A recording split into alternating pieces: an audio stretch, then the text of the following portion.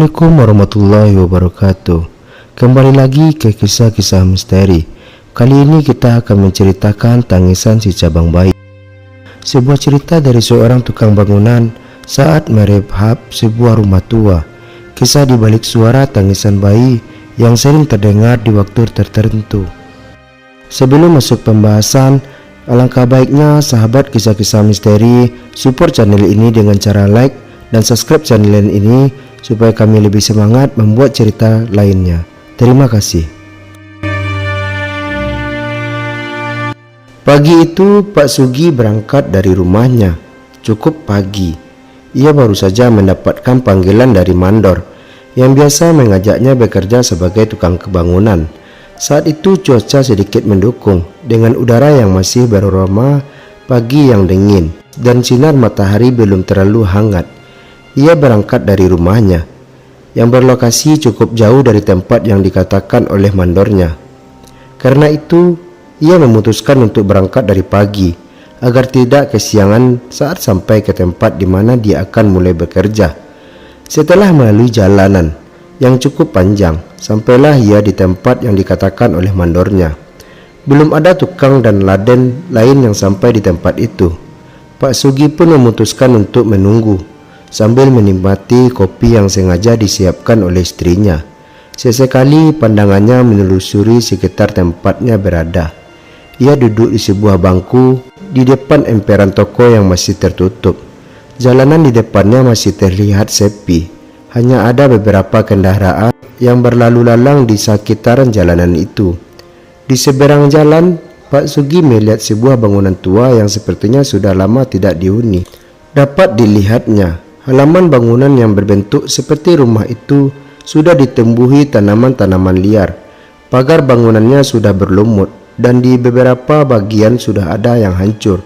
Sepertinya sering digunakan oleh orang asing yang coba menerobos masuk ke dalamnya. Pak Sugi sempat menghentikan pandangannya ke arah bangunan yang ada di balik pagar. Sebuah rumah kecil sekitaran tipe 36 dengan dinding yang sudah kusam dan kaca jendela yang sudah banyak yang pecah dan berdebu, sehingga dapat dilihat kondisi di dalamnya dari kejauhan. Kondisi di dalam rumah itu terlihat gelap, seperti tak ada cahaya matahari yang masuk ke dalamnya. Pak Sugi terus mengamatinya, diiringi suara dengungan knalpot motor yang berlalu lalang. Tiba-tiba ada keselebatan bayangan anak kecil yang berlari di dalam rumah itu. Sontak Pak Sugi kaget dengan apa yang dilihatnya. Kopi yang sedang diseruputnya seakan langsung menjemur keluar dari mulutnya. Ia merasa heran bercampur ngeri saat pintu drek toko di belakang mulai berbunyi. Seseorang muncul dari dalam toko itu. "Permisi Pak, tokonya sudah mau buka." Seketika Pak Sugi langsung beranjak dari duduknya, mengambil tas yang berisi perlengkapan tukang dan makanan yang diberikan oleh istrinya. Si pemilik toko agak memperhatikan Pak Sugi. Saat dilihatnya apa yang dibawa Pak Sugi, sepertinya langsung menduga bahwa ia adalah seorang tukang bangunan. "Ngomong-ngomong, Anda bekerja di mana?" tanya pemilik toko. Pak Sugi belum bisa memastikan jawaban itu. Pasalnya, ia pun masih menunggu mandor yang mengajaknya bekerja dan menjelaskan di mana lokasi pekerjaan. Akan tetapi, dari arah Pak Mandor saat berbicara di telepon, lokasinya berada di sekitaran tempat itu. Yang diingat oleh Pak Sugi adalah nama si pemilik bangunan yang pernah disebut oleh mandornya. Begitu mendengar nama pemilik bangunan, si pemilik toko agak terkejut.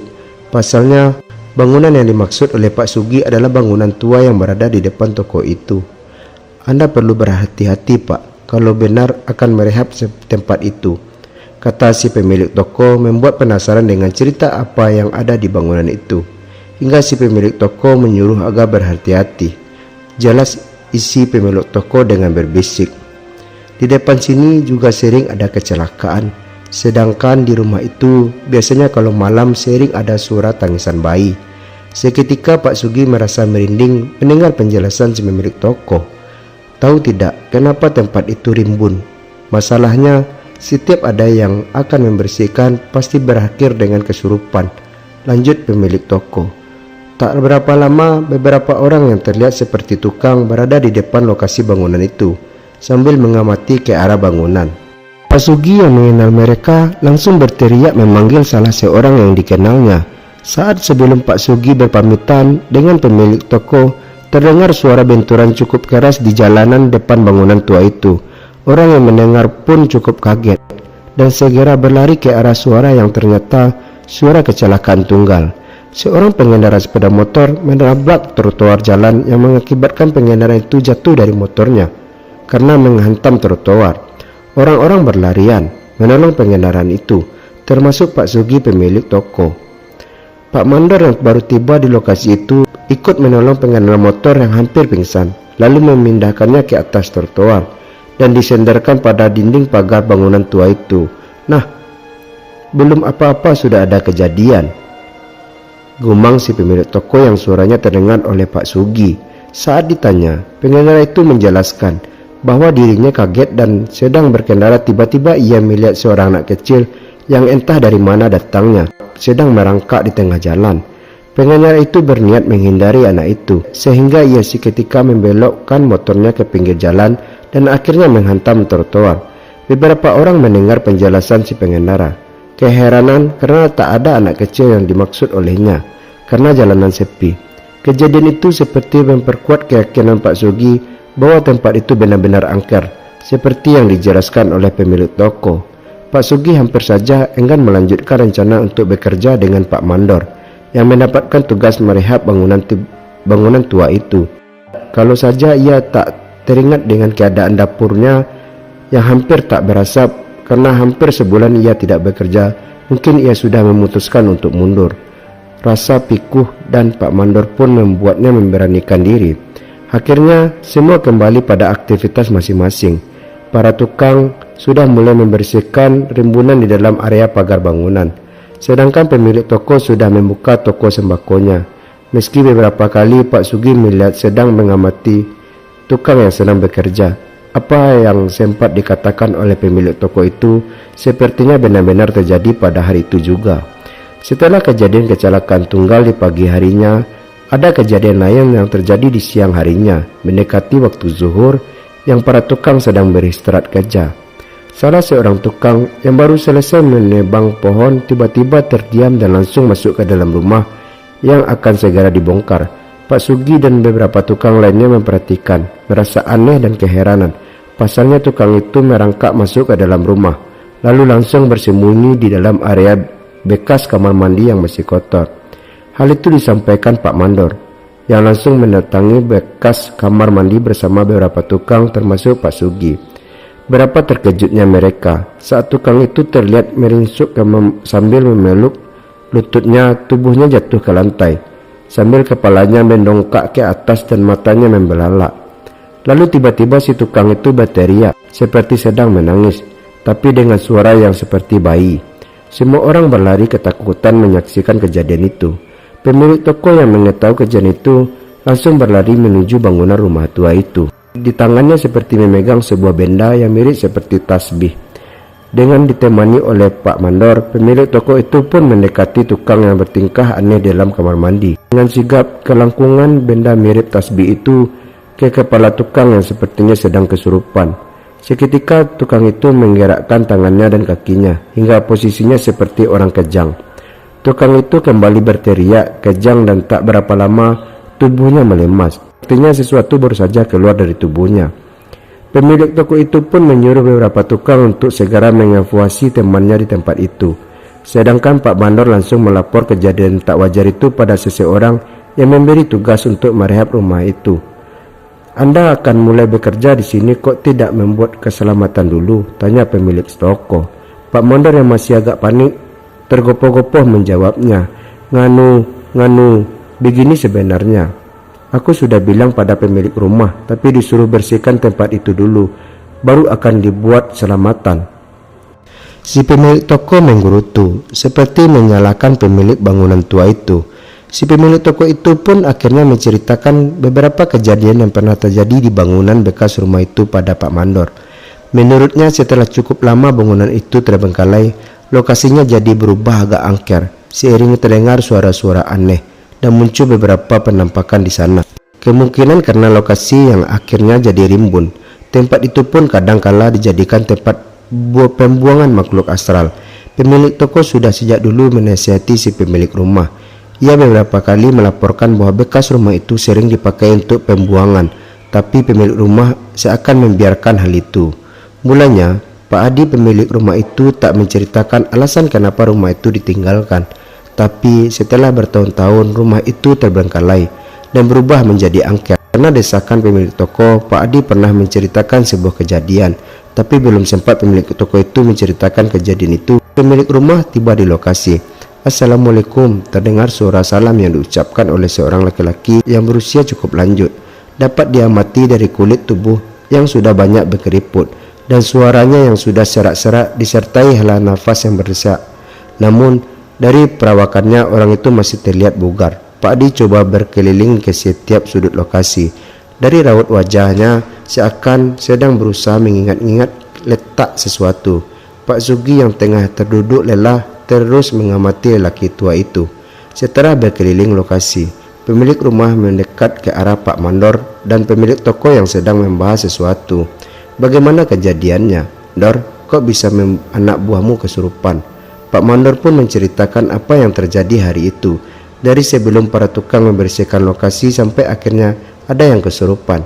Setelah Pak Mandor menjelaskan kronologi kejadiannya, lalu si pemilik toko menempali. Nah, Pak Kaji, saya kan pernah bilang area sekitar sini itu memang jadi angker. Sejak pertama rumah ini dikosongkan, memang sudah sering ada sesuatu. Apalagi tempat itu malah jadi tempat pembuangan setelah jadi rimbun seperti ini. Pak Adi si pemilik rumah mulai terlihat kebingungan dan merasa bersalah. Ya sudahlah kalau begitu, anak buahmu disuruh berhenti dulu.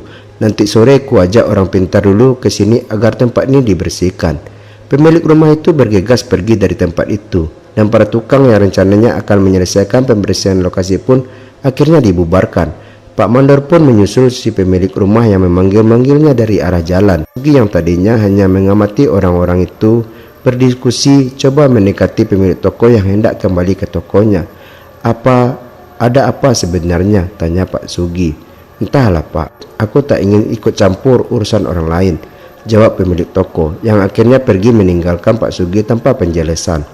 Pak Sugi hanya terdiam heran dan memperhatikan pemilik toko yang berlalu pergi. Rasa penasaran pun mulai terlintas di benaknya.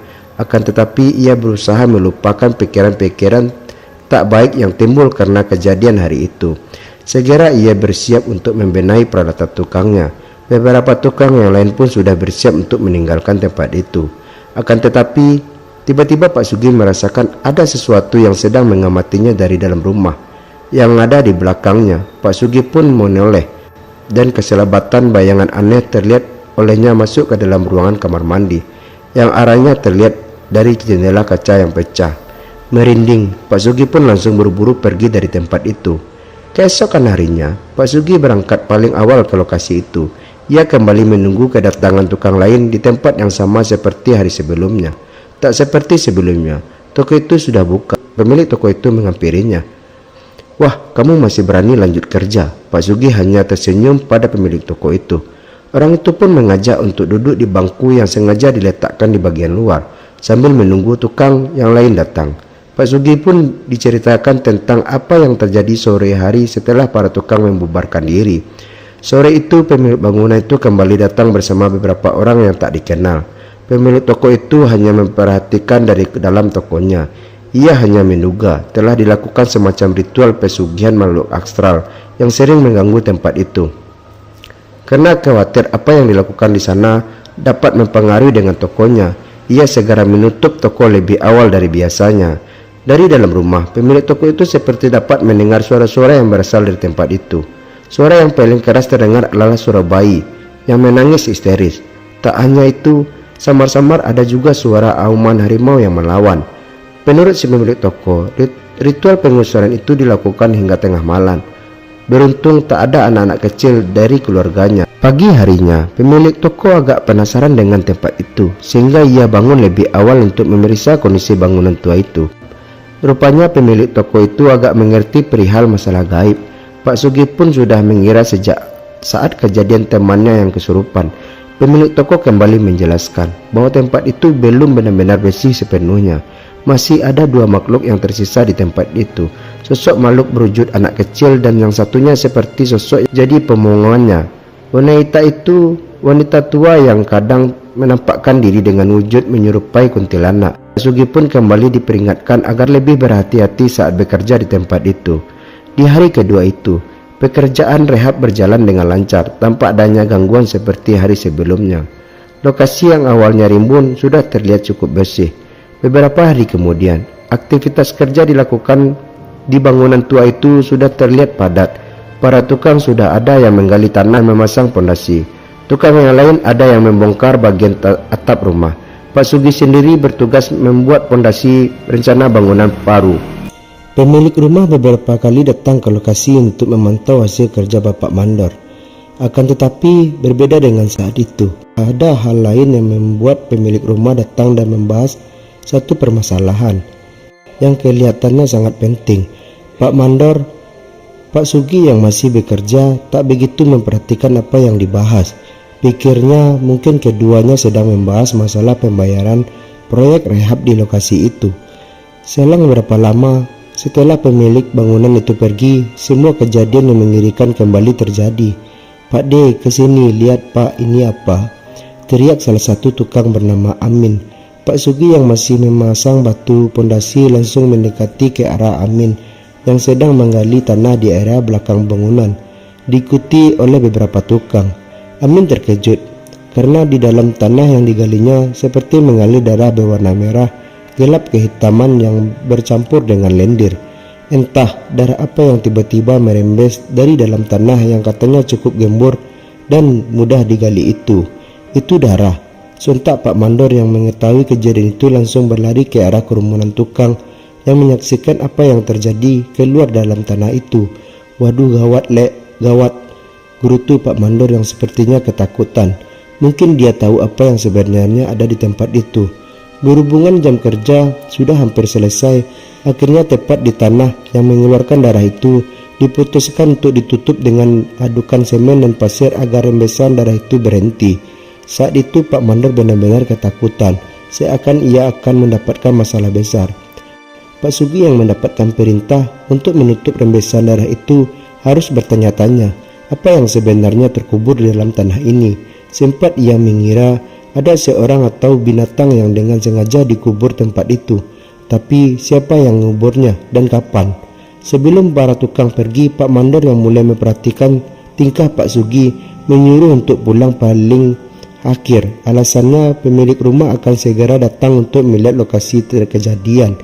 Dengan perasaan yang masih takut, Pak Sugi terpaksa menuruti perintah Pak Mandor. Cukup lama beberapa menunggu si pemilik rumah namun tak kunjung tiba. Sedangkan langit sudah terlihat mulai gelap. "Pak, ini saya punya rumah, jadi datang apa tidak sih?" tanya Pak Sugi yang tiba-tiba merasa khawatir. "Entahlah, Gi, coba kita tunggu sebentar lagi. Kalau tak juga datang ya sudah, tinggalkan saja," jawab Pak Mandor.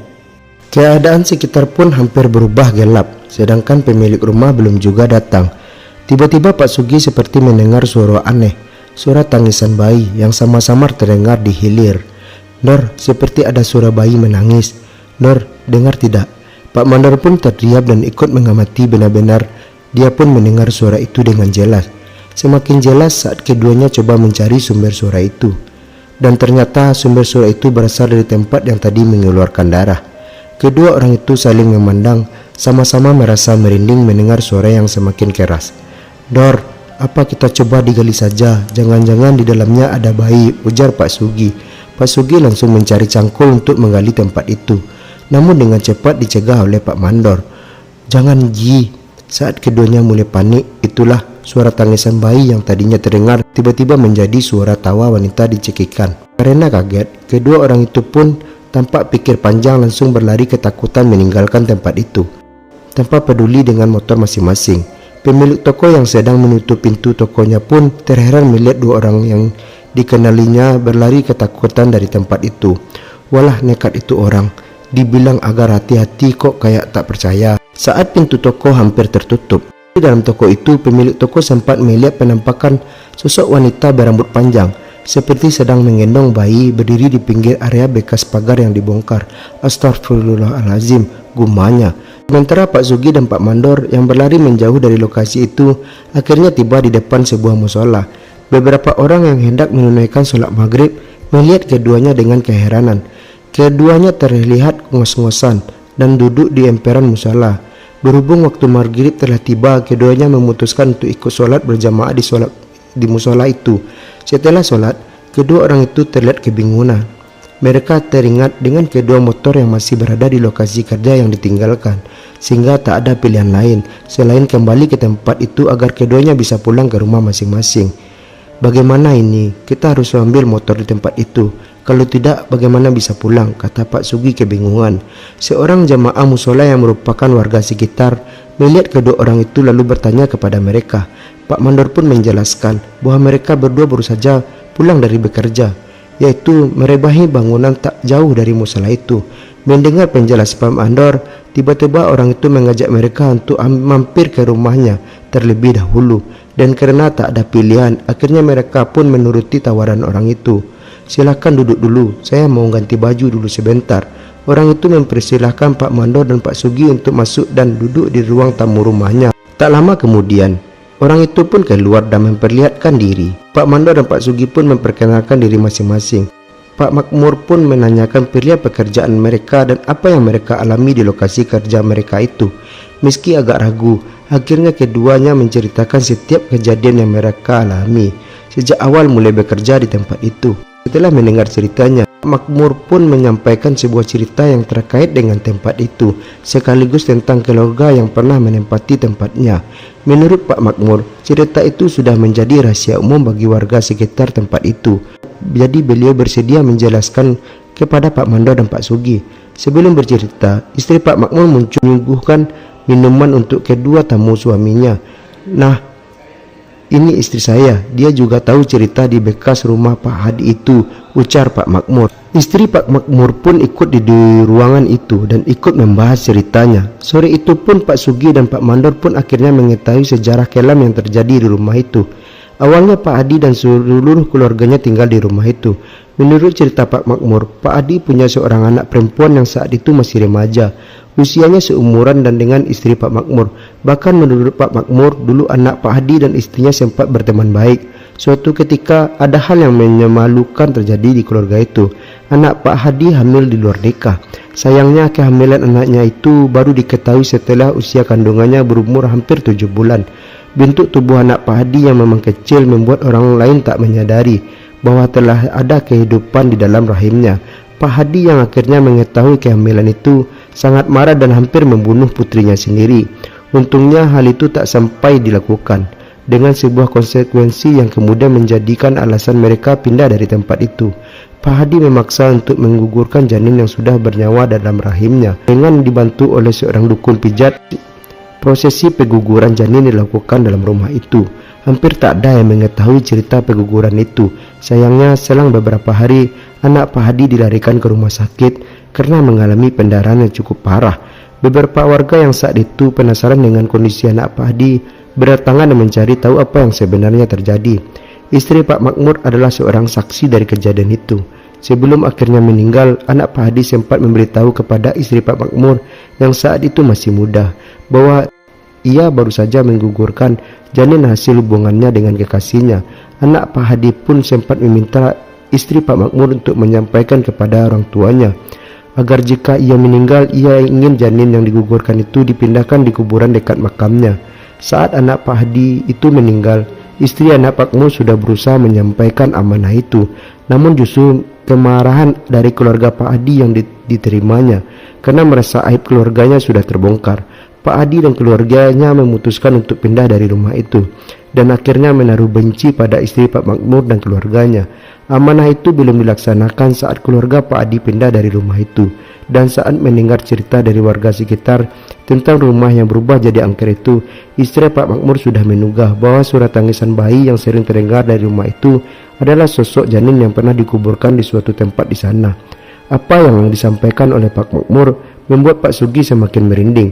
Namun berbeda dengan Pak Mandor, tak ada rasa takut menggambar dari raut wajahnya. Justru Pak Mandor berkesan begitu penasaran saat Pak Makmur sedang bercerita. Sepertinya Pak Mandor sudah diketahui perihal ada kuburan janin di lokasi itu. Tapi ia baru mengerti janin siapa yang dikuburkan di bekas rumah yang terbengkalai itu. Dari cerita yang disampaikan oleh Pak Makmur, Pak Mandor sepertinya mendapatkan versi lain dari cerita tentang rumah itu. Istri Pak Makmur pun menambahkan ceritanya. Sekitar 1 tahun setelah pindahnya Pak Hadi dan keluarganya, istri Pak Makmur pernah beberapa kali melihat penampakan teman baiknya berada di sekitar rumah itu. Sesekali ia merasa sosok itu seperti sedang menangis meminta tolong. Pernah juga sosok itu terlihat sedang menggendong bayi berjalan-jalan di sekitar rumah itu. Mulanya ada orang menempati rumah itu, tapi sering mendapatkan gangguan gaib. Akhirnya orang itu keluar. Tak ada yang berani menempati rumah itu, dan akhirnya jadi terbengkalai. Istri Pak Makmur pun sempat diganggu oleh sosok temannya itu, anak Pak Hadi, di awal meninggalnya. Tapi setelah diobati dan akhirnya menikah dengan Pak Makmur, sosok itu tak lagi mengganggunya sampai ia mendengar lokasi rumah itu akan direhab. Istri Pak Makmur kembali mendatangi oleh sosok temannya dalam mimpinya itu. Ya, kalau bisa kuburan janin itu dipindahkan sesuai permintaan temanku itu, tutur istri Pak Makmur. Tak terasa azan Isya pun tiba. Mereka bersiap ke mushola, dan setelah itu rencananya mereka akan kembali mendatangi lokasi itu untuk mengambil motor Pak Sugi dan Pak Makmur yang sudah lama di sana. Pak Mandor dan Pak Sugi ditemani oleh Pak Makmur menuju lokasi itu. Sesampai di sana, ternyata sudah ada Pak Adi dan beberapa orang yang berkumpul di depan area bekas pagar. Yalah, ini orangnya datang, celutuk Pak Adi yang melihat kedatangan Pak Mandor dan Pak Sugi. Namun raut wajah tiba-tiba berubah saat melihat kedua orang itu bersama Pak Makmur. Mur, kamu mau apa ke sini? Sudah, tak usah ikut campur, pulang saja. Saya hanya mengantar pekerja Anda ini, Pak. Mereka tadi ketakutan karena melihat penampakan, jelas Pak Adi. Pak Makmur belum sempat meninggalkan tempat itu saat seorang keluar dari lokasi. Terlihat orang itu tengah membawa sebuah cawan yang cukup besar terbuat dari tanah liat. Pak Sugi hanya mengira bahwa apa yang ada dalam cawan itu adalah bekas janin yang pernah dikuburkan di lokasi. Ia pun bingung, apa yang mungkin janin yang sudah terkubur selama belasan tahun itu masih menyiksa bagian tubuhnya. Lalu darah yang keluar dari dalam tanah itu sudah pasti bukan darah si cabang bayi. Lalu darah apa itu? Hal itu masih terus jadi pertanyaan bagi Pak Sugi hingga ia mencari apa saja yang tentang cerita itu. Keesokan harinya, pekerjaan di lokasi itu dihentikan. Menurut Pak Mandor, ia memutuskan untuk mundur dari proyek rehab itu. Alasannya Pak Adi seakan mempersulit pembayaran untuk proses rehab rumahnya. Tapi Pak Mandor sepertinya tidak mengatakan alasan sebenarnya. Tapi saat Pak Sugi diajak oleh Pak Mandor untuk bekerja di lokasi lain, Pak Mandor mengatakan alasan mundur dari pekerjaan di tempat itu. Alasannya adalah Pak Mandor sempat menyarankan apa yang dipesarkan oleh istri Pak Makmur kepada Pak Hadi. Karena tersinggung, akhirnya Pak Hadi memutuskan kerja dengan Pak Mandor. Dan beberapa hari setelah pekerjaan itu dihentikan, Pak Mandor mendapatkan kabar dari Amin, tukang yang pertama kali menemukan darah di area bekas rumah itu. Setelah kejadian itu, hampir setiap malam Amin terus ditemui oleh sosok perempuan muda yang menanyakan bayinya. Entah apa maksudnya, perempuan itu seakan terus minta tolong agar ia mencari keberadaan bayinya. Pak Sugi sedikit menekan nada bicara saat bercerita tentang itu. Berarti janin itu dibuang oleh Pak Hadi. Saya akan mendengarkan cerita itu, hanya dapat merasa miris. Kok segitu teganya Pak Hadi pada anak calon cucunya itu. Karena mempertahankan nama baik keluarganya, ia rela mempertaruhkan nyawa 2 orang keluarganya sendiri. Semoga dari kisah tersebut ada hikmah dan pelajaran yang kita ambil. Dari kisah-kisah misteri, mohon maaf apabila ada kesalahan kata dalam penyampaian cerita. Terima kasih telah mendengar cerita kisah misteri. Kalau ada kesalahan dari kami mohon maaf. Kami pamit, sekian, wassalam.